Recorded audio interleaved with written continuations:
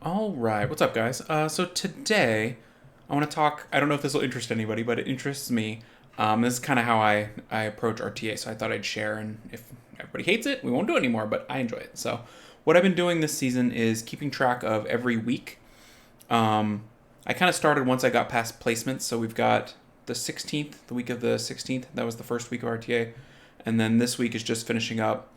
My first match played was the 19th, so I played a couple of matches today and some in the middle of the week and stuff like that. So what was the plan, right? Like what did I do? So I had pretty good success the first week, 10-6. I don't play a lot of matches. I mean, that was the whole week, 16 matches. And then this past week I played 19 matches. Like I play a little bit. I try to think about what I'm doing. I climb if I can, and then I try to make changes. I don't really have a lot of time to play during the middle of the week, and so it ends up me having to get a lot done and not a lot of wings. So here's all my units over here on the right, and their abbreviations for what they mean. This is my comps, and this is whether it won or lost. And then over here, I've got data on first picks. This is my opponent's first pick. This is not updated yet. What I tried. So against Chungpung, I tried SSE, which is Sierra Sekhmet, and I was 0-1. Against Molong, I'm 2-0 with Yan Hong Han, and I'm 0-1 with Diana Molly. Cardinal, there's my options. I'm terrible against their first picking Cardinal. Everything I've tried, I've not won once against a first pick Cardinal.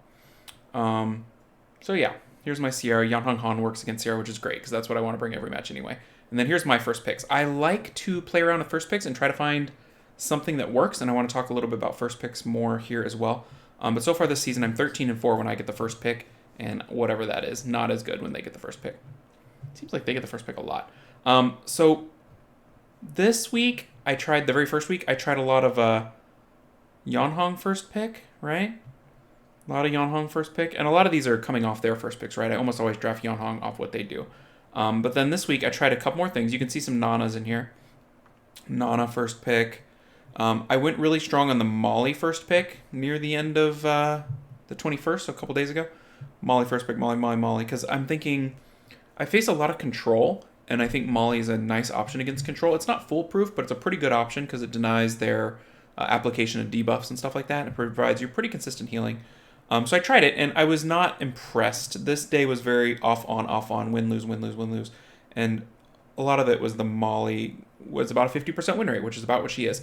And what I'm looking for is combinations of monsters that give me a better than 50% win rate. Whatever those combinations are, I want to play those every match so that draft-wise, I'm as solid as I can be, and then if the RNG ends up being tilted against me, maybe because of my draft, I can overcome, So that's kind of my ultimate plan. And then today, I think I had a little bit of a breakthrough that I will continue exploring in the future. It might have just been good luck today, but I started with Sierra first pick. So these two matches here, I believe they picked Sierra against me. Sierra was played every match. And I won all three of my Sierra first picks, went 4-1, which is a really good day. Like, I don't know. If I play 5 matches and I go 4-1 and I climb 30 points, that's a solid day. Like, does this necessarily 100% translate to if I played all 30 matches, I would climb a bajillion points? Probably not. So I was pretty happy with this. This kind of redeemed my week because I was not static, but I hadn't climbed a lot before then. So finished the week 12-7, 63% win rate. Week before, 62% win rate. Cool. This is right where I want to be. My overall win rate for the season is higher because of placements. It's like 67, but I just haven't played a lot of matches yet, so it's not realistic yet. Okay, so here's each monster, how it plays out, wins, losses, and its win rate. So my Han's win rate is 61%, Yanhong is 64, Nana is 61. It's falling. Nana is being figured out slowly. And so I'm losing some. You can't just face role play Nana, which you could at the beginning of the season because people had no counters, and now they start to have some counterplay, which is good. Diana, 60%, Molly, 61. Sekhmet, I got the little carrot mark here. Sekhmet is impressing me, 9-3, 75% win rate for me. So in my mind, that means I'm drafting Sekhmet very well compared to the average, because I think her average win rate is like 50, right at 50.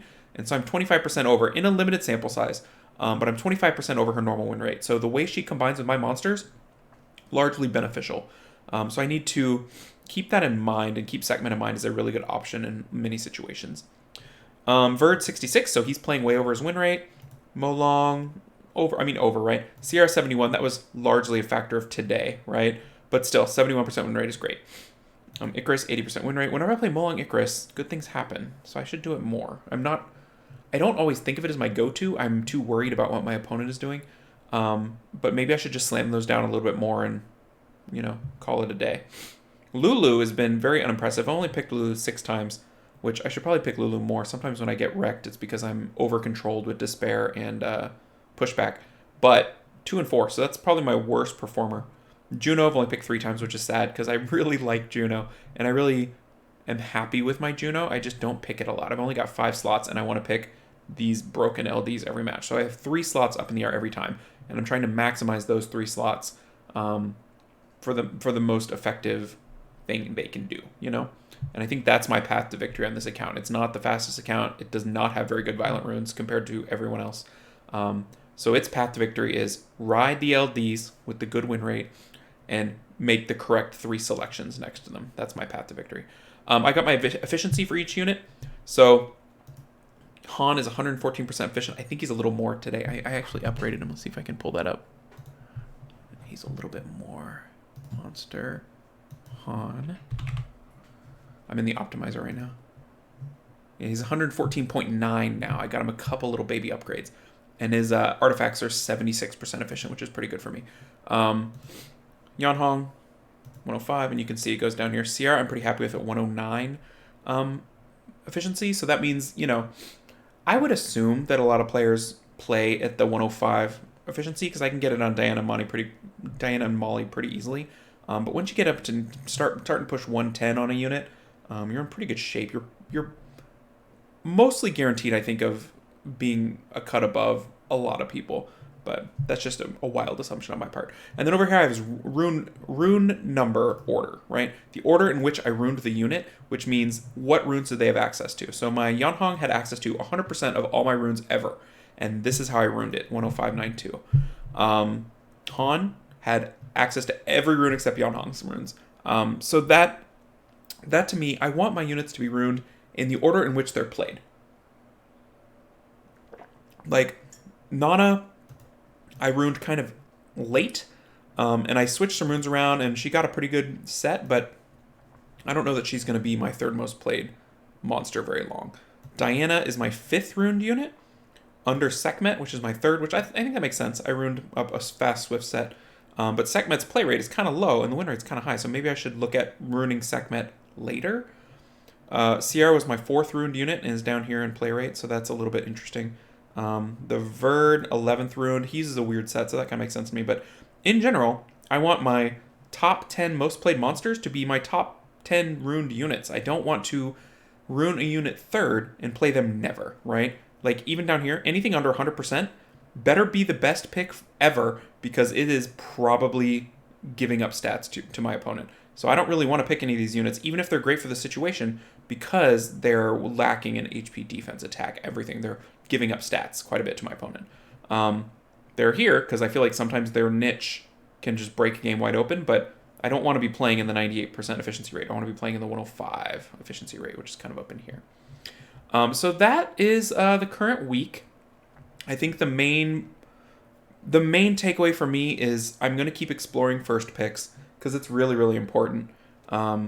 Your first pick dictates how people play against you, and you can control the way they play against you, and you can control how you're able to play back, if that makes sense. Like, if I pick Han first pick, they think I'm going to be super aggressive, and they start picking fast things, and I'm not that fast. If I pick Yanhong first pick, sometimes they do that because Yanhongs can be swift. If you pick something like a Chung Peng, they're going to think it's a speed race more often than not, or they'll go Hagang, which is your counter, so it's a little bit risky. I think I'm going to stick with Sierra for a little bit because she's balanced. She gives me a speed threat. I have enough single target strips to get her bombs through pretty much anything. And she's really well runed, right? She's my best well runed elemental monster. Is that right? Wow, that's right. I mean, my 2nd best rune unit behind Han. So I'm not giving up much in terms of efficiency by playing Sierra. I like her effective HP. So we'll stick with that for now. We'll see how that lasts. The other important thing I think about first picks is the Yanhong and the Molly. I think the main thing they did is they gave my opponents like their first 2 picks, their first 2 things they wanted. So they could do things like Sierra Gianna. They could do things like Carnal Chungpung. They got everything they wanted. You're not stealing anything from their box. And it kind of set them up, I think, in a better position than I want them to be set up. So if I had a Carnal, I probably would look into first picking Carnal. Lulu was a pretty good first pick in the previous season because the high pick rate meant Lulu was going to be picked every match, no matter what. And so you're either going to get it or play against it. And that's why some people are picking Nanas, right? They don't have a counter, and so they'd rather just play it on their team because it's pretty high win rate. And I think that's what Sierra's going to serve for me in that, Sierra's going to get played pretty much every match. It has a very high play rate. And I feel comfortable playing against Chungpungs. I really don't mind playing against Chungpungs. So I'm not going to pick my Chungpung. I don't even really have my Chungpung's runes on here because I don't pick it. But the Sierra, I think, is going to be the first pick option for me. So just a little bit of talk about my philosophy and how I document. Like, I can't remember my choices, but I can look over days and what happened, and I can see the flow of my choices anyway. I can't see my opponents. If I wanted to, I could map out what I was played against, but I'm not quite there yet. But I can see the flow of what I was doing. Like, why did I pick a bunch of Molly? Like, over here, picked, like, no Molly all day, right? And I went 5 and 3, so that's pretty good. Over here, no Molly. So, like, I'm trying to find the way that Molly fits, because I think she does okay when she fits in. But I need to be able to look back and see what I did. This is probably more work than most people ever have any interest in doing. But I enjoy it, so that's what I'm going to do. And here's my comp with all my notes. This is the rune order. This is the effective HP, speed, efficiency. This is all stuff I care a lot about getting right. And then, of course, my little artifact chart of all the things I like to do with artifacts. So anyway, hope you guys enjoyed it. If not, that's okay. This is not gameplay. This is just theory and my spreadsheet. So I hope you all enjoy it, and I will catch you on the next video. Take care, everybody.